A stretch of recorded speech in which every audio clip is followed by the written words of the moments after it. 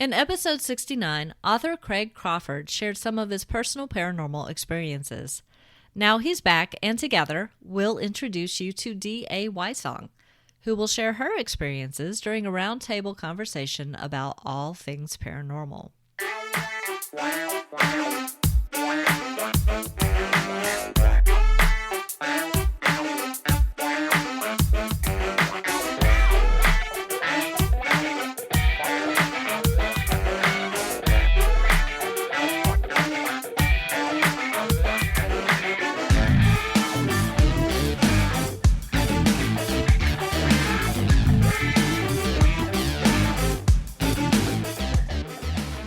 Welcome to the Peep Podcast.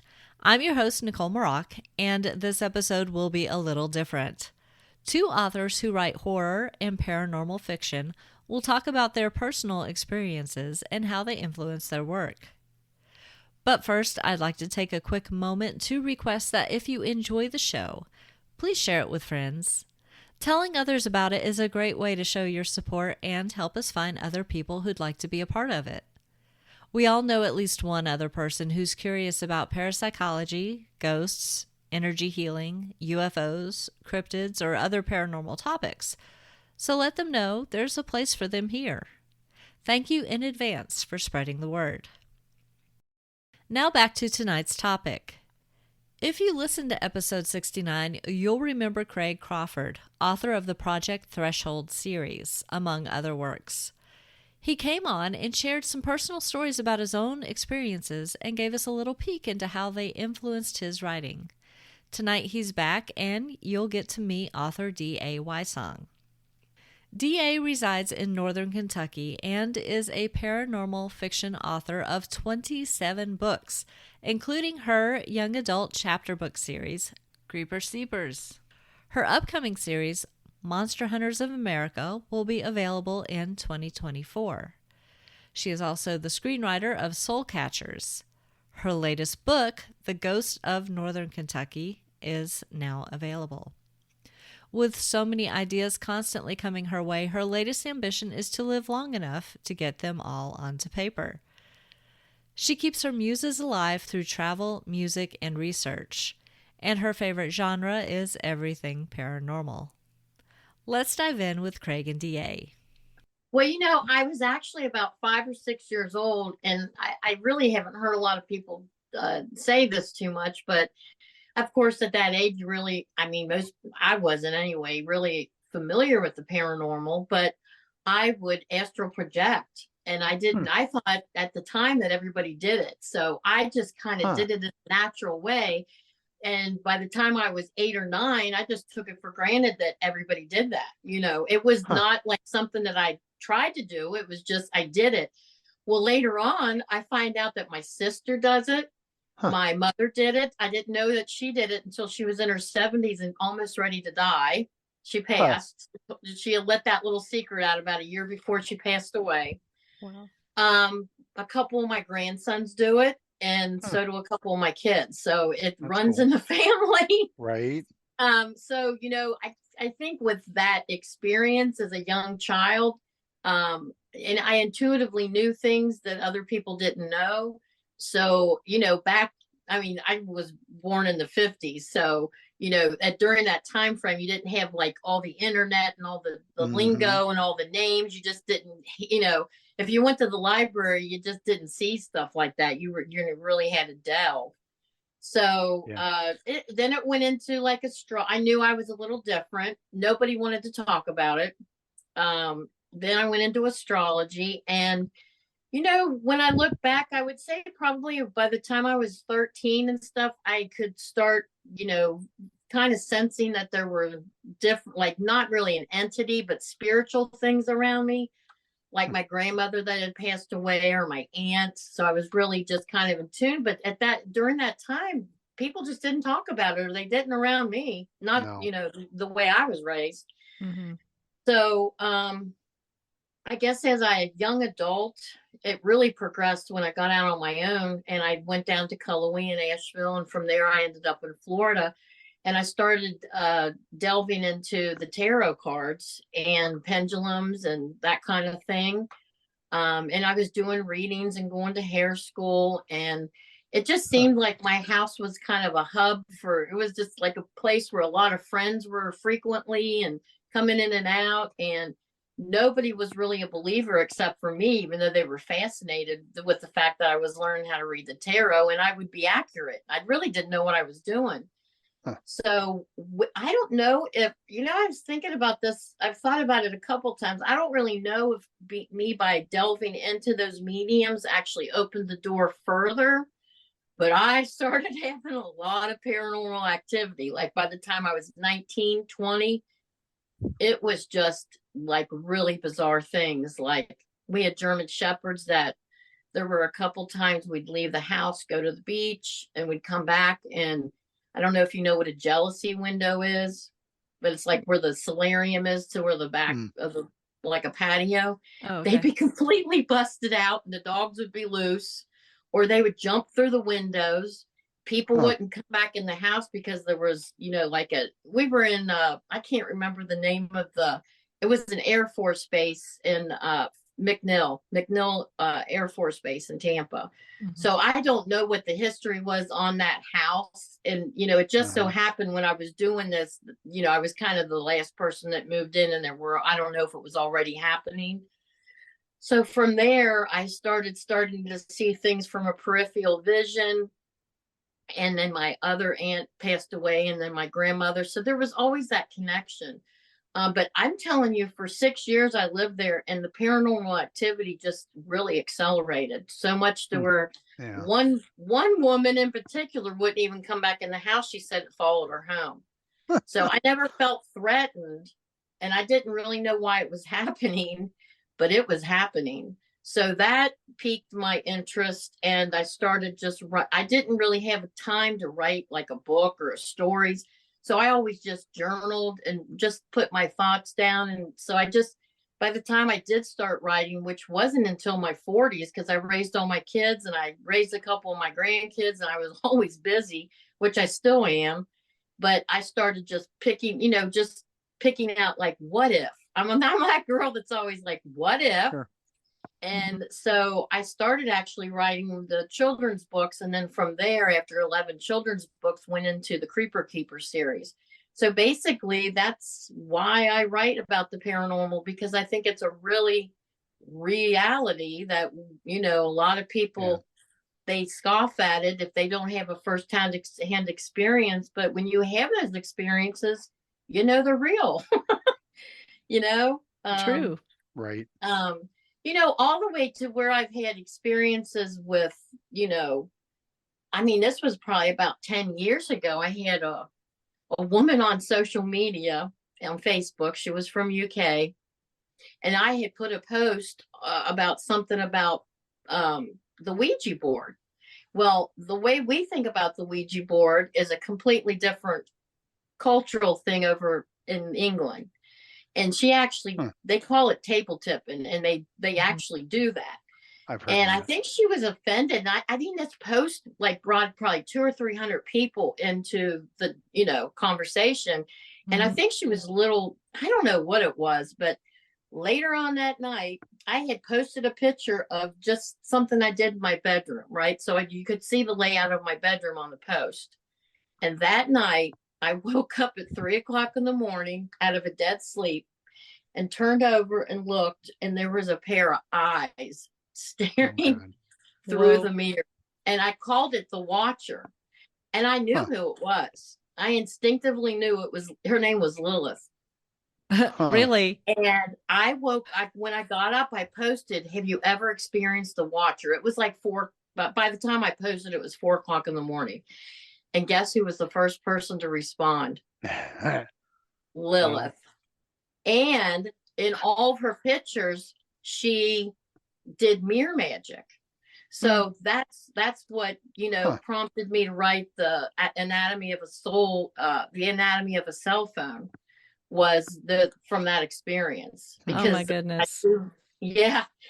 So basically each book was basically a little glimpse of something that happened to me on a personal level.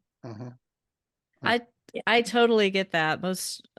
Everything I've ever written has had some bit of my own paranormal experiences woven into it. Yes. So how many books have you written so far? 27. That's amazing. And you didn't really Yeah. start until your 40s. Right. That's awesome. Right. And I actually have my next series that's coming out, Monster Hunters of America, has a 22 book series. That's a 22 book series. Wow. And actually, my screenplay that I just finished, Soul Catchers, I'm going to make that into a novel, and which is really a completely different medium of writing. So when I first got the idea of Soul Catchers, I really I just seen it on as a visual. And then when once I completed it, I thought, I think I'm going to have to make this into a book too, because it could take a while for it to get on the big screen. And I think people would really be interested in this. And so that's kind of what I got going on in the back burner besides what I'm doing with my revisions on the Creeper Keepers, because I want to get all that together before I go into the Monster Hunters of America. And I don't know if you guys have ever had this feeling, but it's almost like, I think what kind of drives me to write, like I get like completely obsessed. Like I can write through everything, because as soon as I get that done, I got something else I got to do. And I just got all this coming to me where it's just like going to implode if I don't get it out. Right. And it's almost like if I don't write about these Monster Hunters of America, the stuff might really start happening. That's how I feel. Like it's almost prophetic, And in my Monster Hunter series, I'm going to be exploring the inner Earth, time travel, interdimensional beings, the UFOs, the aliens. So, I can see it, and I never start with an outline. I just have it all in my head. Yeah. So it's just like once I, like with back to the Soul Catchers, it's just like right now I'm having to tie in the concept that in Soul Catchers, the hauntings that are going on with this paranormal investigator realizes after her near-death experience that it's all tied into the UFO phenomena. And the thing about a screenplay is you have to show it. Right. Yep. And so I have a friend that actually kind of adopted me that wrote the movie Prancer and all the Heart to Heart. So he's got 30 years of experience, and he's retired. Cool. He lives in Oregon, and we actually are friends through my stepbrother. And he just kind of took me on as a pet project, and he's giving me advice as I'm going through it. And he has just went beyond the Call of Duty, like printing out my whole screenplay because I didn't know how. My printer was messed up, sending it to me, giving me details. So basically where I'm at with that is it's pretty much finished, but I have to show and not tell. So, how do you do that? How do you show? So, I started thinking about that. This is what I think I'm concluding. You know how we're spiritual beings. Right. And so we would come across it a different way in the spirit realm or the astral realm. Right. But when we're here, we manifest as we do. So in Soul Catchers, the aliens that are at the bedside, really, that is not really who they are. They're a different kind of interdimensional being. And when they come in, that's how they appear to us. And sometimes I think with the actual craft as well. So sometimes they can come across as we think it's a haunting, but it's really not a haunting. We're being paid visits by the interdimensionals. I've heard reports of people having alien activity and then like poltergeist activity before and after, that kind of stuff. That seems to be a theme, which is interesting. Yeah. Well, I think Zachariah Stitchin called that the hitchhiker effect. Okay. Because that's what's happening on Skinwalker Ranch. Right. I can't remember what his name was, but the guy that was lead went, literally had these experiences in his team. I think there was 3 or 4 guys total. Mm-hmm. when he went back home, do you know this story? When he went back home, his wife ended up seeing a dog man, and so did his, Yes. two grown boys. And so I do think, and I actually talked to somebody on Twitter. Her name is Fringe, and she has a podcast, and she's right up my alley because she's an abductee. And actually, when I came across her on Twitter, I seen where she was talking about the souls being harvested, and that's the concept in my book, is that they're feeding on the soul. So why it's called soul catchers. They're trying to reincarnate us and just keep it going. So that's where I'm at, all over the place, trying to do my revisions. I got the monster hunters really wanting to come out of inner earth, and soul catchers, well, we just got to put a cap on that for now. Right.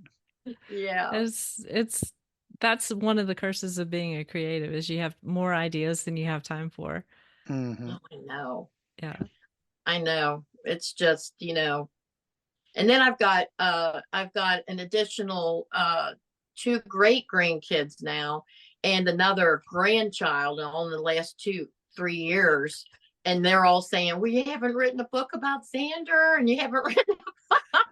I don't even know when I'm going to be able to get to that. I can't tell you what's going to happen. And then I'm feeling bad, like, well, I've got stuff written about all the other ones. I got to do that.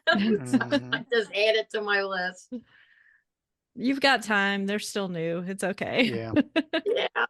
Yeah. And people my age, I just they're just like, I don't know where you have the energy to do it. And don't you think that's true when you have all that creative, creativity in you? It's not like you're just not happy sitting in front of a TV.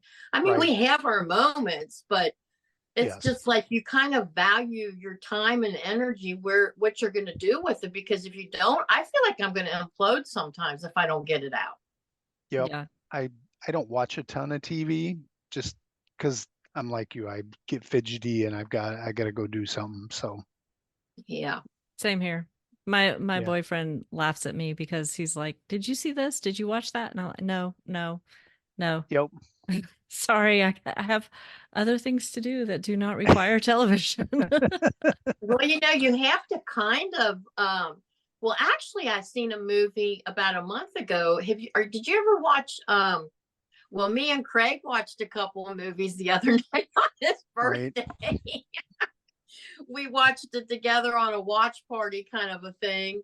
And that was the first time I'd watched a movie in a while, which was really good. It was called The Frankenstein Theory. Yeah. That was Craig's pick. You don't want to know what my pick was because it sucked.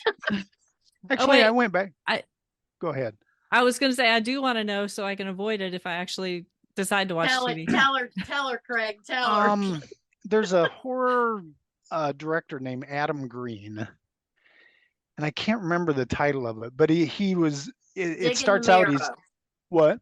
Digging the marrow. Yes, digging into the marrow, and so he sets it up. He's actually trying to do a documentary about this weird guy he came across that thinks there's monsters underneath the earth and stuff. It's actually a movie, but he sets it up like it's a documentary kind of thing, but then it kind of slides into an actual movie eventually. But yeah, the first half hour, 40 minutes or so was kind of, just kind of goofy, but it did get good near the end, and they kind of shifted things and it got a lot more serious and stuff. So it did get better, but well, I felt really bad tormenting Craig on his birthday to make him watch such a movie because I'm usually much better pick at a movie than that.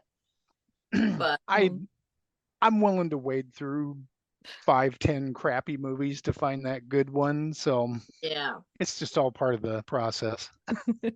Well, I'm telling you one that was really kind of.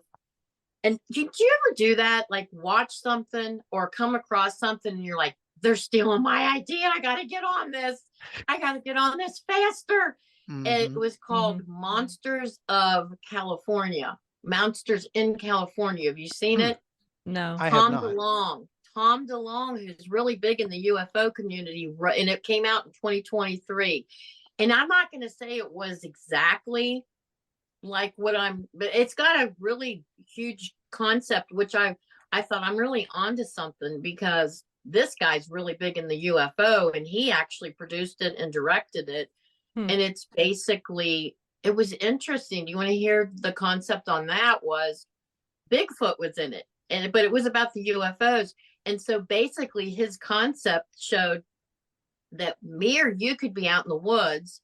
You might see Bigfoot, I might see a troll, or Craig might see a dog man. They can actually shift the reality into different, like if there's a haunting going on, and I'm really child friendly, so I would probably see a child, Right. if it was a demon, and then somebody that's not going to fall for it is going to see a demon, but we could be looking at the same exact thing.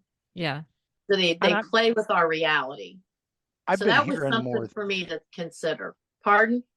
No, I said I've been hearing more and more of that kind of theory, especially lately, that there's all this phenomenon, but people kind of rationalize, and so it may all be the same thing, but we, because of our experience and stuff, our belief, our frame of beliefs, reference, we interpret it in certain ways based on our backgrounds and what we're capable of dealing with. Yeah. And in my soul catchers, when they get to the light at the tunnel, because she goes through a near-death experience, she's talking to Jesus, but it's not Jesus. It's what they know, her belief systems, and they're coming across as Jesus. Right. If you were there and believed in Buddha, you would be seeing Buddha or your grandmother. So they're deceptive, and they can manipulate your reality. And I do believe that that's a real thing. It's always interesting to me because I've followed several like exorcism cases and people being, bothered by demons and that kind of moniker. But in almost all of those situations, the people are very strongly Catholic, religious. Yes. And, even like the Warrens who were, basically exorcising demons and stuff, to them, everything was a demon. And right. I think it's their religious, background, upbringing and stuff. Whereas now somebody that was into New Age or something different would perceive these things as entities or, hat men or aliens or. Right.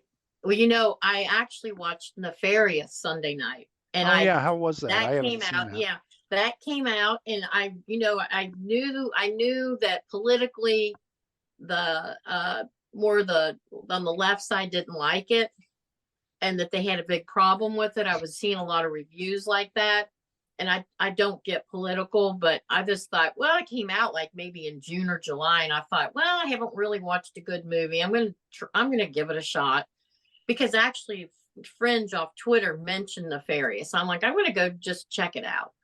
And it was interesting because I highly recommend it. Okay. But it's basically the showdown between a psychiatrist and this guy that's on execution. He's ordered to be executed like 11 o'clock that night. By 4 o'clock, he has to decide whether if he thinks he's insane or not, to be able to be competent to be executed. And the psychiatrist is a atheist. So it's just the back and forth of how demonics take over possession, because the man that was inside was being tortured, and he did kill 11 people, but it really wasn't him. He says it was the demon. Yeah. But I would highly recommend you go checking it out, because it's exactly what we're talking about right now. Right. So it was interesting.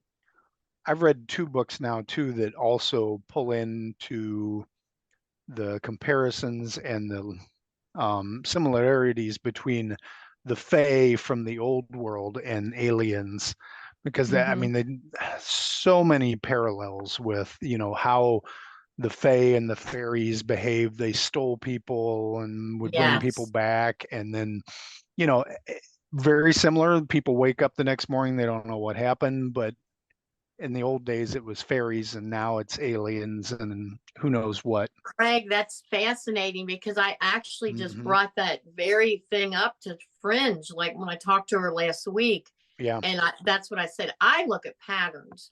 And if you look at the patterns, like what you just said, Yep. People are wandering off. Sometimes they're sexually molested, Right. or tampered with in some way. They lose their time. It's just like everything you just said.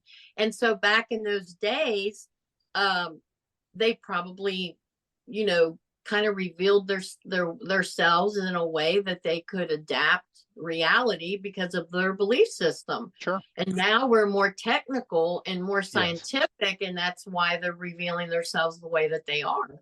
Right. Mm-hmm. We're extrapolating them with tech, and so they're an alien species as opposed to just something that's maybe interdimensional and right. It makes you wonder, doesn't it? Yep. It's pretty interesting stuff. Yeah, it really is. And that's just like, I have a hard time now. Not, I've had 6 grown children, 16 grandkids. I'm the matriarch of the family, so they Right. know they all were. I raised them right, so I can't even Yep. imagine being in a circle of people, like in a gathering, that didn't have some kind of a belief in the things that we're talking about now. Yeah. Right.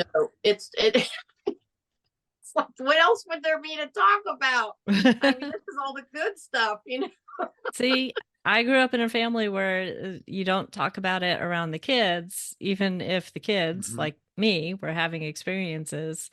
So it took until my adulthood to start to become comfortable with talking about it just among family.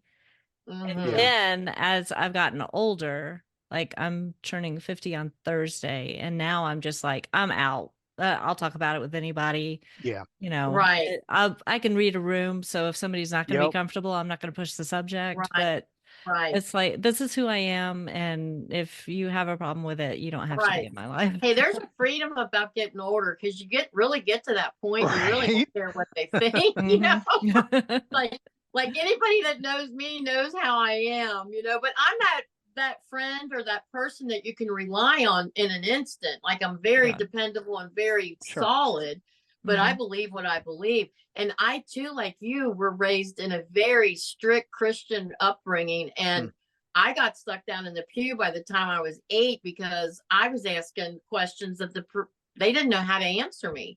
Right. And so I rebelled against the church. I rebelled against, my parents, and I was always that problem child, just asking too many questions and talking about things that she shouldn't, and I was determined that I wasn't going to raise my family that way. So when they would call me in, mom, there's a monster in the closet, we'd be in there getting ready to do battle with it. Right.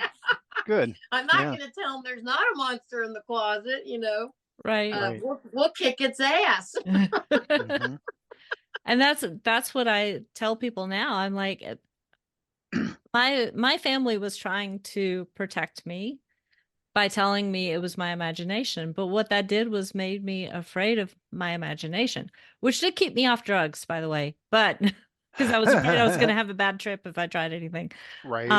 But like, really, when you spend most of your childhood into your teenage years being told that the things that you're afraid of aren't real, it does kind of make you question your sanity. Yeah. And well, then people in my family started saying, well, actually, it kind of runs in the family. Like mine. If I had kids, I'd be telling them all along, like, okay, we're going to deal with this. I'm not going to pretend it's nothing. That's how we were too. My mom and dad were both, I never got solid answers out of them, but they said they had bad experiences with organized religion. So they were not into that at all when we came along. So they were into New Age, and mom kept a scrapbook on like alien sightings and Bigfoot and those types of things. And so that's that was really all cool. wide open. We, in the early 70s, north of Iowa City, people were seeing something they called the Birdman, but it was more like a Sasquatch kind of thing, I think. But they called it the Birdman because of the way it yelled.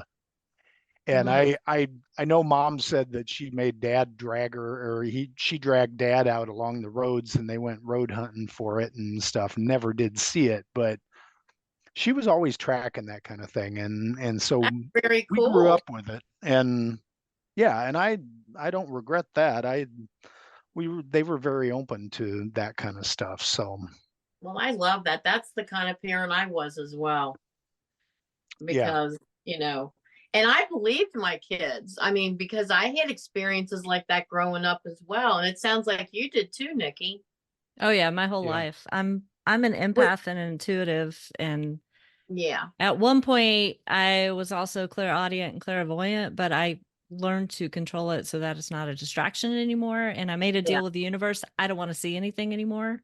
So the most I ever see is usually a pinpoint of light or an outline. Like I've seen a full body apparition, but when I look back for details, all I really saw was the outline, enough to know Hmm. man or woman kind of Yep. thing, and the height. But that's because I didn't I didn't want to be the one who saw dead people. Like I didn't want to see the Right. details. I So, got and you. Right. when you ask the universe for something specific like that, it will grant it to you. Right. So I made that deal. Well, yeah, and That's you know, nice. I think when you don't get taken serious and they tell you, like for myself, they tell you, oh, that's not a real thing. You know, like you said, you got an active imagination, but you kind of doubt your instincts, which is not what you want to do with your Right. children. You Mm-mm. want to you and it took me a while to be able to trust my instincts fully. Now there's nobody can say anything. I know better, you Yeah. know. Right. And I Yep. hope that I instilled that in my children as well, and my grandchildren, because I'm very involved in my grandchildren's lives. I got one that's actually just turned 26 years old, and then my youngest one's a year old. So Wow. Hmm. they know that they can come to me if they, which they have. This happened Right. or that happened, or we might have an experience that happened together. Have either one of you ever had an experience that happened like somebody else experienced it at the same time in the same way? Have you ever done that? Yes. Um, So I have, because I lived in a very haunted house when I was 16. When we first moved to Raleigh, we rented a house for a year, and it was scary for the first several months. Up to about 6 months, everything was focused on me because I was the sensitive one. And then eventually everybody else in the house started having experiences, and we would Yeah. occasionally huh. have them at the same time. And Yeah. yeah, so then they couldn't say it was my imagination because it happened in front of them too. Yeah. That's See, that's what it was like in Florida. Nobody believed. I was the only one, and I was sensitive and very intuitive. I don't really know if I'm empathic. I guess I am in a way. But I have seen full body apparitions. I've seen shadow people. I've seen things fly off, like levitate, like fly off huh. of, you know, I've had a lot of experiences. I mean, and the shadow people are the shadow entities Hmm. are I think the scariest, Have 'cause where you were in Florida, that house, have you had similar experiences in other houses to what you had in that house? a couple, yeah, I actually not as intense as that house, because I think there was something attached to that house. And I think when I was starting to read the tarot cards and stuff, my intuition was opening up because I was not under my parents' thumb anymore. And I Hmm. believed what I believed, and I was open to Right. things. And I think it was a combination of that, like almost an opening or a beckoning, kind of like I don't know, just kind of like a hazing almost. Sometimes it felt like an initiation of sort, Sure. Yeah. and Yeah. I think it Yeah. just opened wide open. Like I just, and then there were other houses that I had some shadow people. I mean, yeah, I've seen shadow people in probably 3 or 4 different houses. Yeah. Huh. Yeah. So, and actually, the reason why I was asking you about an encounter we hunted. So in Boone County, where we were talking about counties in Kentucky, so I'm in Campbell County. So 2 counties over it's very got a lot of Native American history, and it's very rural. And we would go hunt as a family and camp and get out there on the weekends, and we would all go out there, and it would be like 160 acres. We were in the middle of nowhere. Nice. And so one time there was a bunch of us. I guess there was probably about 8 or 9 of us. And we were building a fire and unpacking the stuff from the car. And all of a sudden, we all heard it. It was a stampede of buffalo running, and you could feel it in the ground. I mean, you could just feel the thunder, and it was vibrating through your body. And we just kind of looked at each other like, what is that? And we had a Bronco, and the Bronco went and it moved, like it ran past it and just moved. And all of us were just standing there like, did we just experience? And then later that night, when it was dark, we were all sitting around the fire. And then all of a sudden we hear the drums. We all heard it. And that's think, Craig, if you read The Ghost of Northern Kentucky, that was actually based on a true, that was a glimpse of reality of what happened to me. I remember and I you put talking it in about that. the buffalo. Yeah, and that was in the same area, Big Bone Lake. Yeah, Big Bone State Lake. But it was like within 10 miles of there. That really happened to us. And my daughter was pregnant with her first child, and she went and got a chainsaw and got on the gator. She didn't know what to do. She was so freaked out. I'm like, what are you gonna do with a chainsaw, really? That's funny. I know. But I never had that happen as far as the intensity of the experience. And it was outside, and it was it was very, and I don't know what, it makes you wonder, was that residual energy? That had to be a situation that was residual. Yeah, it totally sounds like residual to me. Yeah. Yeah. And we've been out there, lots of times, but why that particular moment out of 10 years of hunting and being out there, why that time, just makes you wonder the luck of the draw. Yeah. Or some kind of setup of energy, and maybe an anniversary of some sort. Or True. Yeah. Or a time slip. Yeah, that too. Some version of a time slip.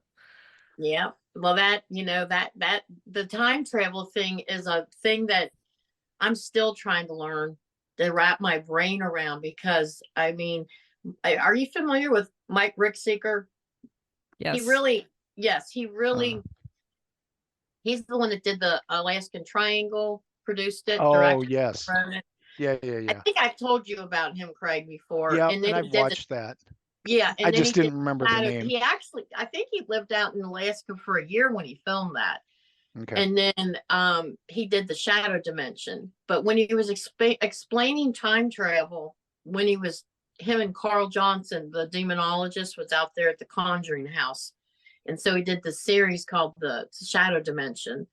And so basically, I don't know what he said that was different than whatever I read or, had heard in all the years, but just the reality of the past, the present, and the future all happening simultaneously. Yes.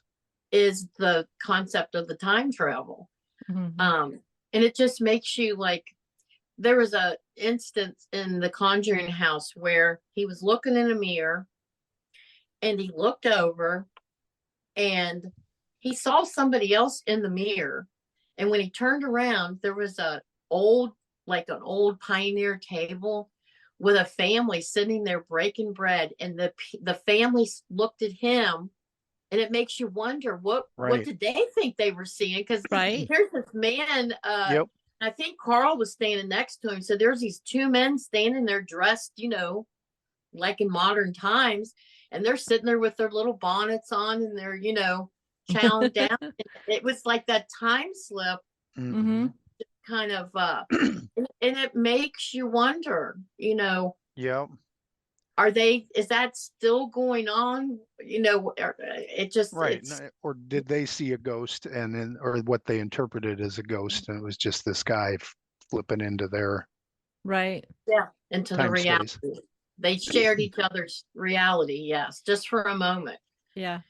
But I don't know why that clicked with me with the time travel, and there's a lot of school of thoughts with that. You can Yeah. only go forward, you can't go back, or a lot of people say different things. Right. I had read some books.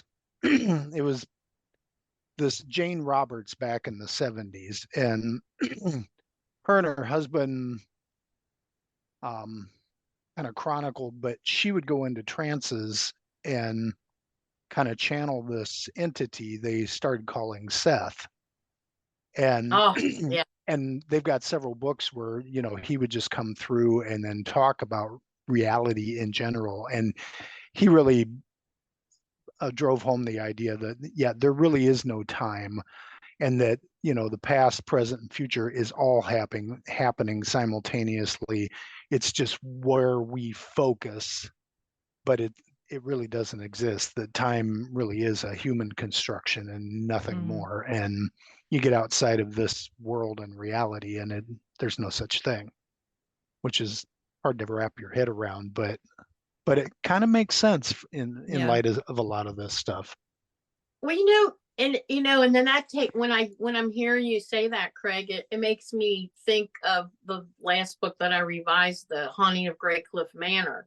And it's basically about this house that's up in the Hudson Valley, and it's a boarding school.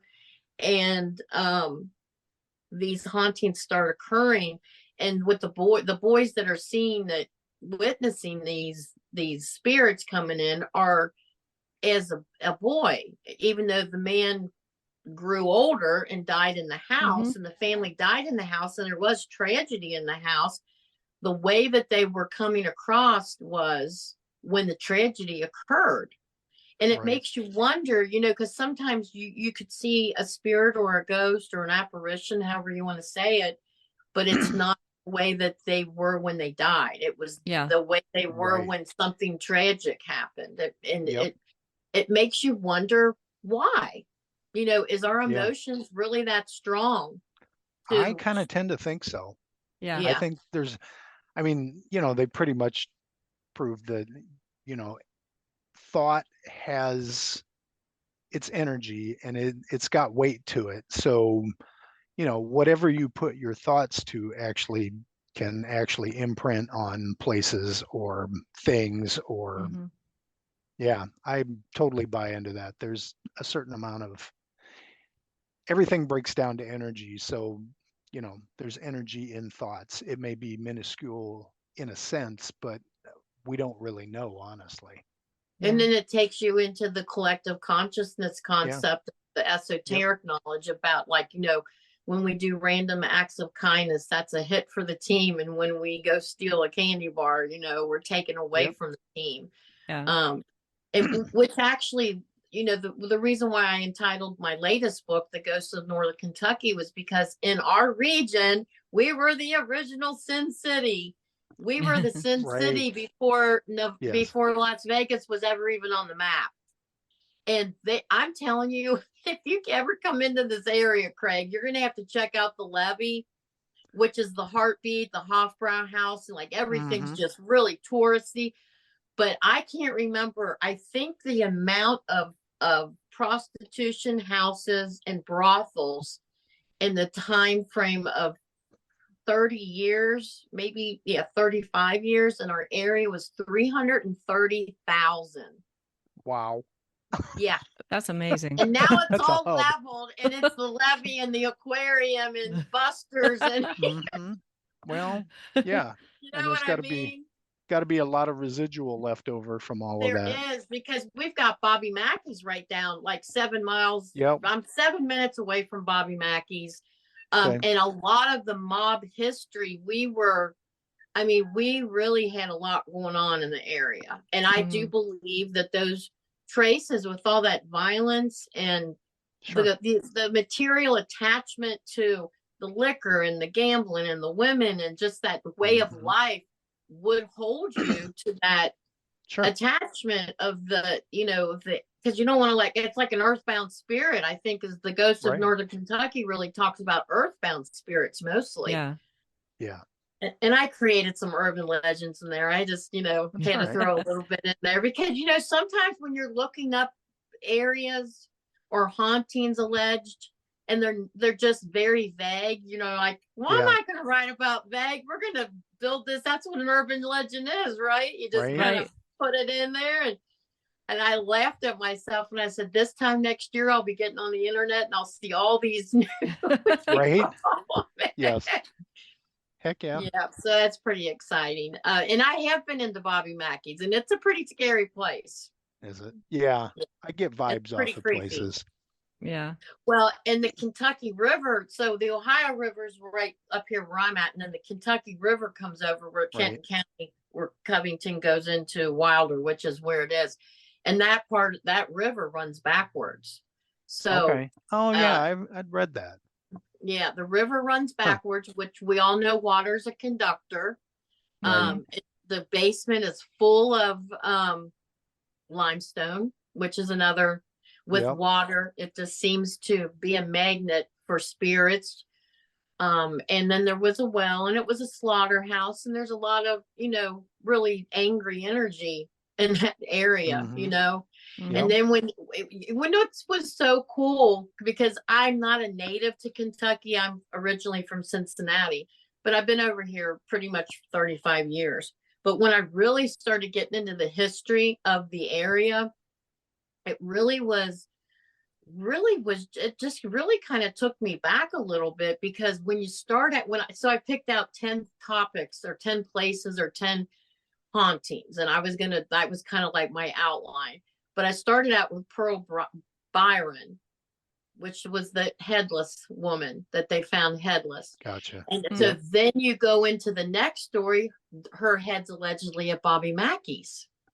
And then when you get into the specifics and you really get into the actual research, you're like, I don't know if her head's at Bobby Mackey's. Because you're looking at the trail that they would have had to come to, but her head's somewhere. You know what I mean? Right. And then all the way into the Beverly Hills Supper Club. I mean, it's all intertwined. And just so you know, the Beverly Hills Supper Club is the largest fire that was in the United States. It happened in 77. And so that was some years ago. And when I started writing the book, the developer had just bought the area. So there was like 166 people that were killed in the fire that night. Wow. And some of them, they couldn't get out of the area. Yeah. So, because they melded together, which was supposedly mob owned, and it was an inside job with the same attachments to the other chapters in the book. Right. And they're building a suburb right now. Wow. And that's how it is, You'll have to see if you can track any newspaper did they not watch things. Poltergeist? Yeah. Right. Wow. So I might have another book in the making here. There you go. Yeah. So people start reporting things. So for the listeners, DA, I want to clarify: is Ghost of Northern Kentucky, is it like a typical historical ghost book, or is it fiction? I started it out as a historical book, but I turned it into a paranormal fiction based on historical facts. Okay. Because I wanted to bring the characters a little more alive. And who knows what so-and-so was thinking when she was being led to the field. I didn't want to cross that line and say that's the way that it was. So that's why I based it on fiction. Yeah. Because none of us really know. Sure. Yeah, but it's amazing because even though this area is mob history, your area has history to it. So we all have ghosts of Raleigh and ghosts of, where Craig is. Right. And this particular area, it definitely was I mean, there were mobsters running up and down the road with, actually the Tommy gun was designed here right across from where the levee is at the Thompson Southgate house. The senator's grandson that created that. And he was very, very distraught when he found out the mob, that was the number one weapon of choice. Right. That's not what he intended for it, you know? Right. But he was very distraught over that. So, Craig, I have a request for you because we're getting toward the end of the hour. And I mean, we can talk as long as y'all are willing to talk, but I want to be respectful of time. But you brought something up on a private discussion on Twitter about a week or so ago, and I wanted to make sure that we got this in. Sure. And it's so funny because I've got a file where I've cataloged all of my paranormal weird stuff, and I don't know why that one just like fell off, but it was, I mean, it's probably one of the biggest things I've run into aside from a couple of really weird stuff. But my cousin who lives in Kentucky and his best friend go out to West Virginia every year for a week around September. And I've gone with them probably the last 10-ish years, maybe. I miss a year here and there just because of other stuff going on. But and my cousin Sean looked it up, and it was actually not that long ago. It was 2020. I think 2020. Yeah, I think 2020. And we're in the southern tip of West Virginia, and there's this Pipestem State Park. And we had camped there for several years, and then, you know, everybody's getting older and nobody likes sleeping in tents anymore. So we were looking at cabins, and just down the road from Pipestem, there's this Bluestone State Park. And so Sean scouted out this cabin, and it's cabin 6, but it's really cool because it sits out on the edge of a bluff, and it overlooks the like a river. There's like 3 rivers that come together. I can't remember the names, but so we're overlooking a river and a lake and mountains and all this, and that's, you know, we're in the cabin, but then down from the cabin there's a fire pit, and so every night it's out by the fire pit until everybody's had it. And we were sitting there one night, and you can see just a long way across. It was September, so it was nice weather, and it was roughly 12:30 at night, and all of a sudden across the river and across the lake there's a couple of mountains, and it's like the top third of the mountain behind it was this really pale blue glow, and it was rounded like a, you know, like a halo kind of thing, but it was very bright, very discernible. I don't know which one of us saw it first, but somebody was like, "What is that?" And we just all stopped everything, and we were just watching, and it glowed for probably 10, 15 minutes. Yeah. And we were all sitting there trying to figure out what that could be. And then it didn't wink out. It just kind of faded, like really slowly. And my cousin Sean, he's an electrical engineer, so he's all on to, like, you know, trying to figure out what could have lit up that much of the backside of a mountain and to be that bright.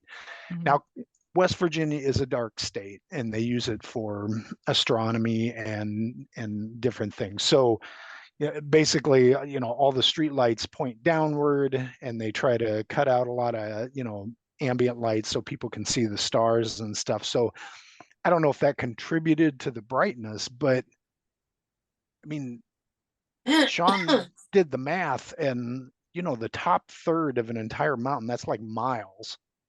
Yeah. And it was just so bizarre. And Sean was getting ticked at me the next day because, you know, I'm into all this stuff, and I'm like trying to debunk it. I'm like, well, what if somebody just, you know, had floodlights on the backside? And he's like, dude, why are you being so negative about this? I said, I'm not being negative. I'm just trying to, you know, I'm trying to rule out the normal before we get to the good stuff, kind of thing. And we ended up driving over there, and there are like maybe 2, 3, 4 homes set into the backside of that mountain, but there is nothing that we could see that could create that kind of light. And that is the only time we've ever seen it. Wow. It was just that one time. And we've stayed there 3 or 4 years in that same spot. So I don't know what that was. Craig, what range was that? I don't know specifically. Like I said, it's the southern edge of West Virginia. And I don't know if they have all those mountains named or not. So where is that, like over by Paducah or in Kentucky? It's south of Charleston. Charleston, Kentucky? No, West Virginia. So it's on the eastern side. I thought you were in Kentucky. Okay. Yeah, no. Hinton is the closest town, which is down the hill, but then there's Fayetteville, which is about an hour west, and I can pull it up on a map later and send it. And stuff, but I mean, I have to tell you, I mean, when you're describing it, to me, it sounded like it was a UFO encounter. Right, except we never saw anything in the sky. We never saw anything leave. We never saw anything arrive. It was like I said, it was just weird. It was just like suddenly something started glowing behind the mountain, and it was, like I said, we had plenty of time to talk about it. And the dumb thing is, nobody ever once thought about taking a picture of it. We were so engrossed. Yeah. How often do people say that? But we weren't afraid. We weren't freaked out. It was more this curiosity of like, what is going on over there? And and we're talking about it the whole time. Mm-hmm. And then we get kind of quiet and watch it, and then we start talking or tossing around theories, and then like I said, it was like it just slowly faded out. It was bright, and then it got, Did you ever think to like look it up, like, and see if there's any kind of UFO sightings or anything in that area? We were watching the papers and the local news, and we didn't see anything. So I'm actually planning on looking on Newfork National UFO Reporting Center. Okay. If you haven't already, to see. I have not. Because you said followed up very well. September 2020. Yeah. And they do it by state. So okay. I'll look on there and let you know if I find anything. Posted on your findings on that. That's curious. I mean, it's odd. I wonder if the 4 houses, what their thoughts would be. That's what I thought too. We weren't quite gutsy enough to go knock on the door and say, "Hey, did you see some bright lights last night?" But we should have. Yeah. Well, because the way you're describing it, have you ever seen Richard Stanley's The Other World? It's a documentary about Monseigneur French, where the Pyrenees Mountains are, and there's supposed to be a lot of UFO activity over there. They call it the zone. It's kind of like Serpent Mound, where the compasses don't work, and they're really it's kind of a commune, kind of really cool area where the Cathars once lived. And I'm fascinated with Richard Stanley as a film director. But they had a lot of reports that kind of sound like what you just described. Yeah. Well, and that's the curious thing. I mean, like I said, it was I can't think of anything. And he actually, like I said, Sean's the engineer, and he was, even like the lights and stuff they put in stadiums and stuff probably wouldn't have been bright enough to make that much of a area glow bright blue, or that pale. It was a very pale blue, but it lit up. It makes you wonder if if it was a UFO, if they've got the capability to kind of use the mountain as a portal to go in the inner earth. There you go. Possible. My imagination going with the monster. No, but like kind of the inner, Well, you don't know. The thing about West Virginia is those mountains. I'm pretty sure it's West Virginia, or it's Western Virginia, or both. But those mountains are used. Some of them are used by the government as it's West Virginia, right? I think so. And it might be, but it might be both. It might be. So So the government has put like safety bunkers inside the mountains. So why couldn't something else be inside the mountains too? Well, Yeah. that's what I'm thinking. And my second Creeper Keeper is actually the setting is in the Blue Ridge Mountains in West Virginia, Well, which there you go. runs into the Appalachian Mountains, which Yep. there's a lot of creepy stuff along those mountain ranges. Oh yeah. Yeah, there is. And Kentucky is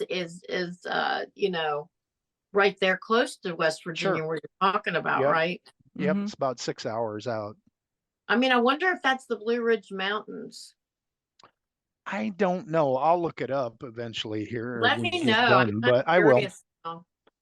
But yeah, it was just, and like I said, I think the bigger thing for me was it only happened that one time, and it's the only Right. time we've seen that.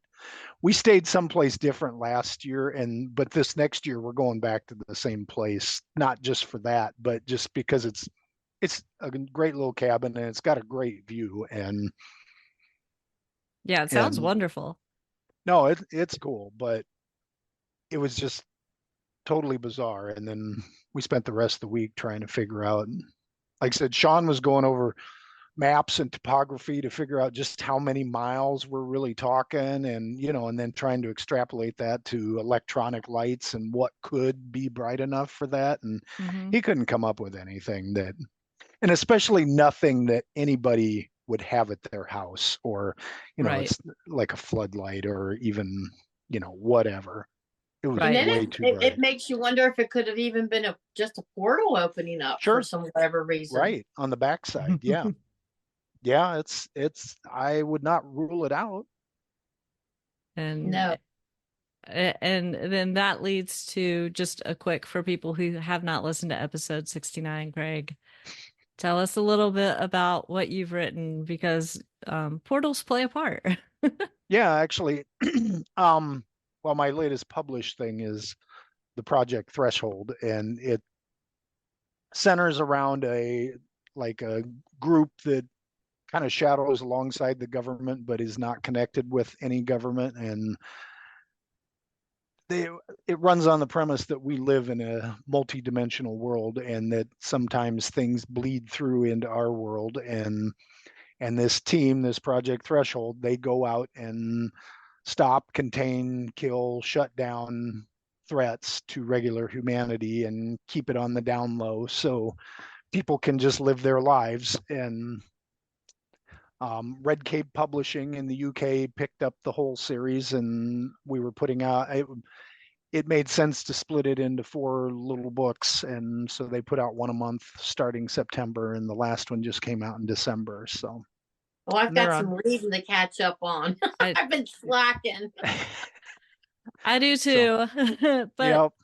I I have the third one. I haven't started reading it yet. The first two, just the creativity that you put Thank you. into the entities. I'm trying not to spoil anything. That's all right. I read it and it was excellent. I But really yeah, Thank you. I love how creative some of those are, and I will never look at a plastic bag floating on the wind the same way again.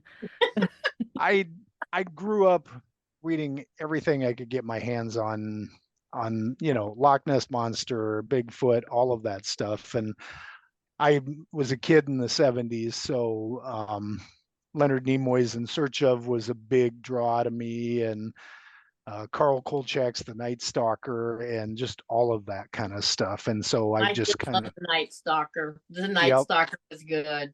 And my favorite cartoon growing up was Johnny Quest, which is basically kind of this similar kind of thing, except they were just running into all kinds of monsters and stuff. It wasn't really organized, but Mm-hmm. so yeah, I just kind of extrapolated and then build off of things. The story you were talking about, Nikki, I actually came up with that idea in college, and I Yeah. just never had a proper use for it until this Project Threshold thing started blowing up, and I was racking my brain for different kinds of monsters, and that popped back in, and I'm like, oh my god, this is perfect. Yeah. And God. that's the thing. Like, we can draw on so many different sources of inspiration, and if the ideas are good, they're going to stick with us for decades until Yeah, we write them down.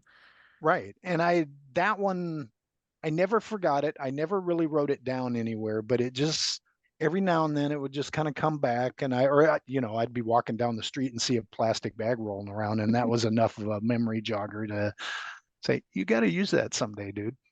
We had So. a very windy day this weekend, Sunday, when I was out running errands, and there was a gray plastic, like a Walmart bag, floating it was floating easily 70 feet in the air, and I was like, what on? Oh no. Yeah. Yeah. So, I was looking around for Project Threshold for a minute. Black and helicopters. What the scary thing is, Craig, is there probably is really something like similar to that. There probably is. I mean, there's more and more evidence pointing toward us being in exactly that kind of a realm. And, with all of the different, podcasts like Into the Fray and you and stuff, people report seeing just some crazy stuff. Yeah. And I don't think my stories are that far of a stretch from what could really be going on as far as the reality. Right. Right. Yeah. Yeah. I love it. So. And you were on Into the Fray for 2 episodes in a row. That's impressive. Well, I was talking to Shannon, and I gave her kind of my cheat sheet, and she said, well, let's just talk through it.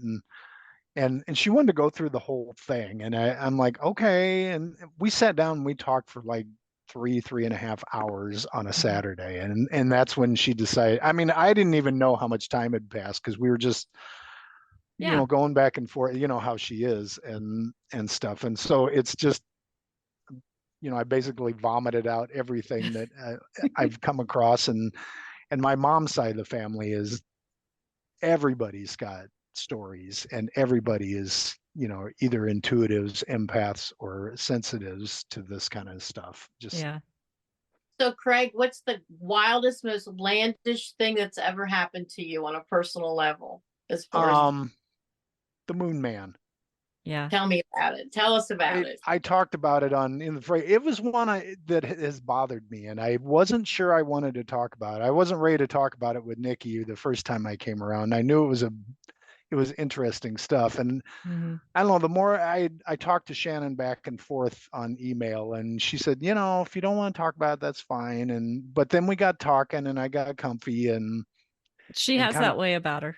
She does. She just kind of brings stuff out, I guess. But so when I was in my 20s, I was living at home, going to college, and it was summertime, and our house we didn't have central air, and so it was box fans and stuff in the windows. And so the windows were always open. I had screens and stuff, but I woke up in the middle of the night. I didn't really look at a clock, but it was late. Well, actually, I don't know. I have no clue. But I just happened to look at the end of my bed, and at the end of the bed is the window. And there's a face in the window. And it's like pressed up pretty close to the screen, and it's this big blocky white face. And at first I was like, oh, first I'm freaking out because I don't know what I'm looking at, and I've got the paralysis thing. I can't move. I'm just laying there. And my first thought is, oh, it's got to be the moon shining on this person's face of whoever's peeping in the window. But then my eyes kind of went up, and I saw the moon in the background in the sky, so behind this face. So there's no way it was the moon shining on this thing's face. And so, like I said, I mean, my eyes were bugged out, and I'm just petrified, and I can't get up, I can't do anything. And the face just kind of sat there for a while, and then it just faded back into the darkness, and it was gone. And so, and I never heard any sounds either. It wasn't like anybody tromping through the backyard. Because like I said, the windows are open, and it's, and you couldn't move? Not until it disappeared. Wow. And then, but the weird thing too was, after that, I was freaked out, and I kind of settled down. I did not get out of bed. I just fell back to sleep. Yeah. And I thought that was strange. That is strange. But the weirder part, that's not even the weird part. But I get up the next morning and I'm telling my mom about all of this and what happened. And she kind of looks at me and she's like, well, when you were a little kid, maybe 2 or 3, you used to talk about seeing a moon man. And No that's what way. yeah. And she said it would be outside my window. And she said, you even said one time it came inside and sat on the end of my bed. And she said, I used to come running and tearing into their room, yelling and screaming and stuff. And so and I don't have any memories of it. And it's like I said, I didn't have any experiences that I'm aware of between little, when I was little and that one experience. But I was at a reunion this summer with our family and we got to talking about the paranormal crap because that's what we do occasionally. And I said something about that experience, and I have an Aunt Rhonda, and she said, oh, I was there the night you said it was sitting on the end of your bed, because she used to babysit for us when mom and dad went out. And she said she came into my room because I was just screaming bloody murder, and I was sitting up in bed and pointing at the end of the bed.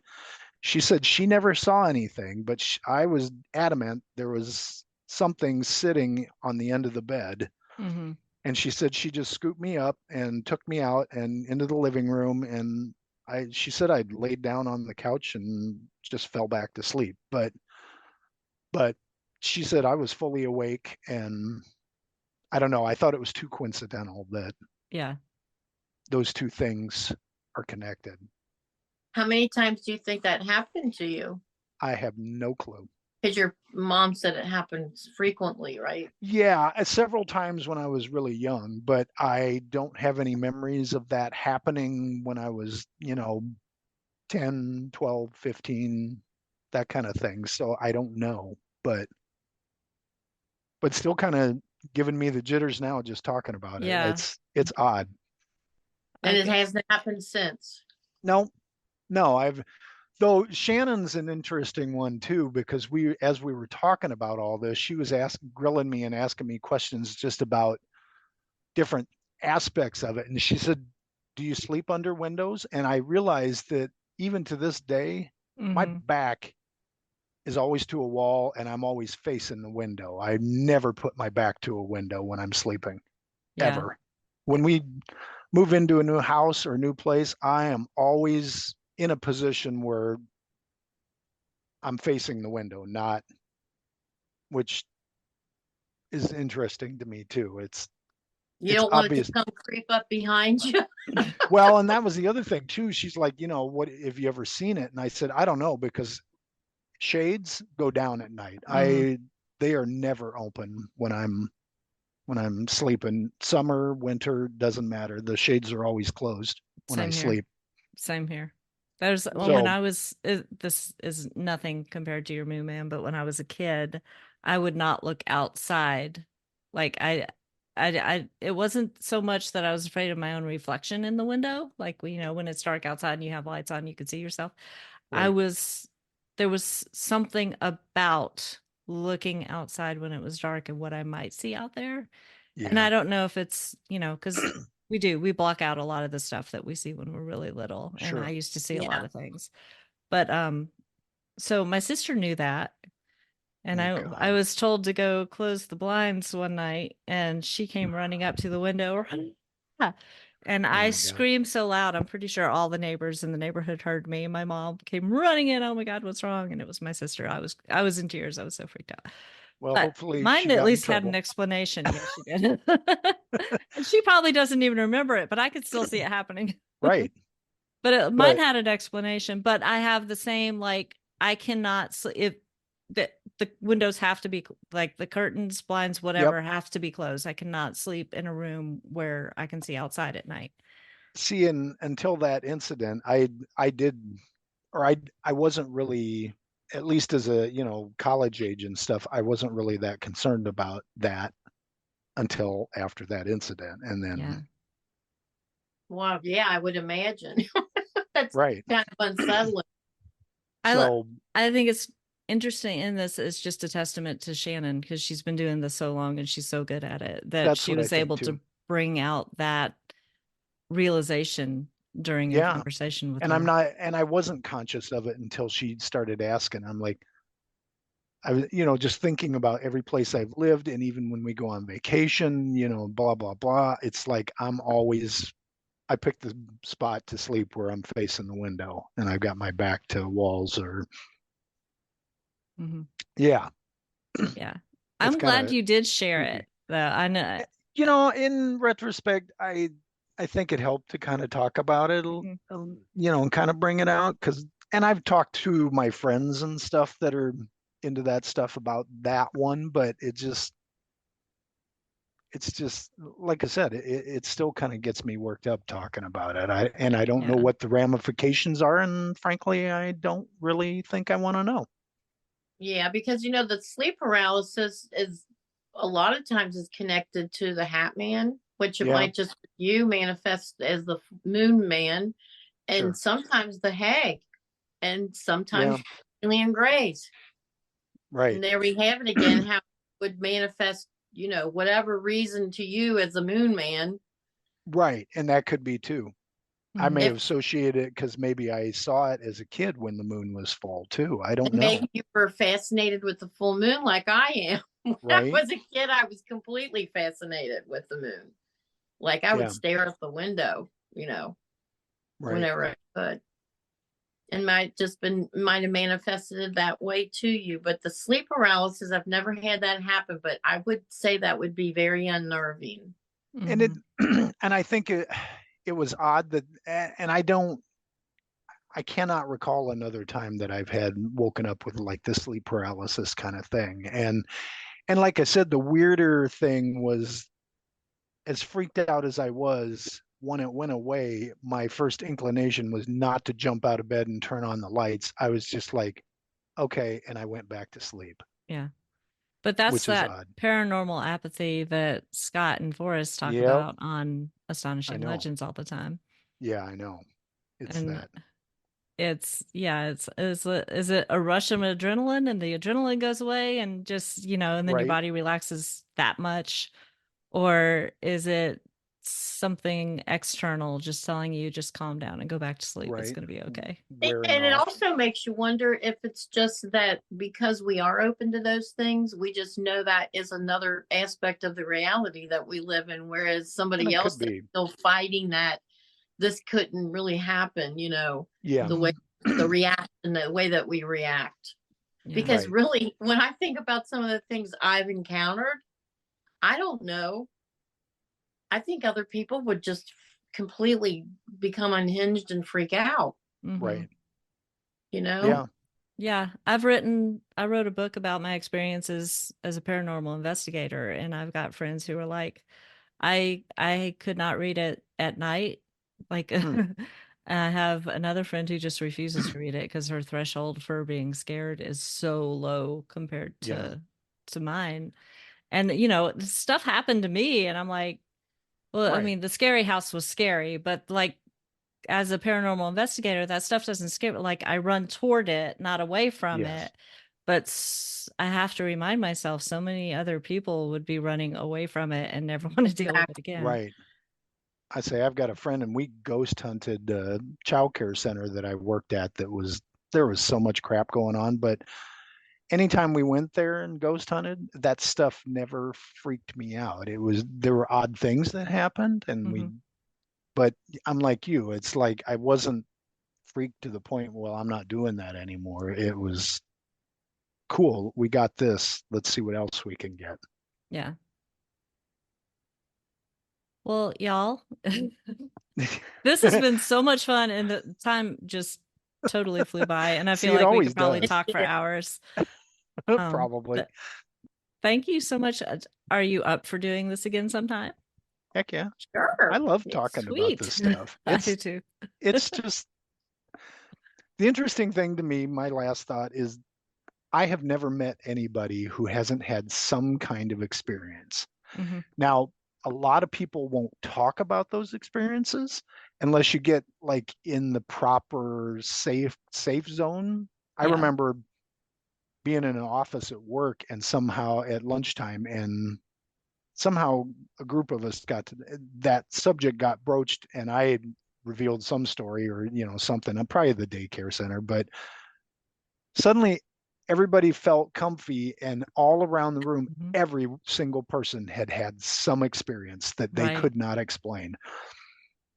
I was talking to a friend just before Christmas and talking about we're doing the missing. I was telling him about the missing 411 because he'd never heard of it, and I lent him books, but he had an experience that was very similar to Polides, of all the sound going away. Yeah.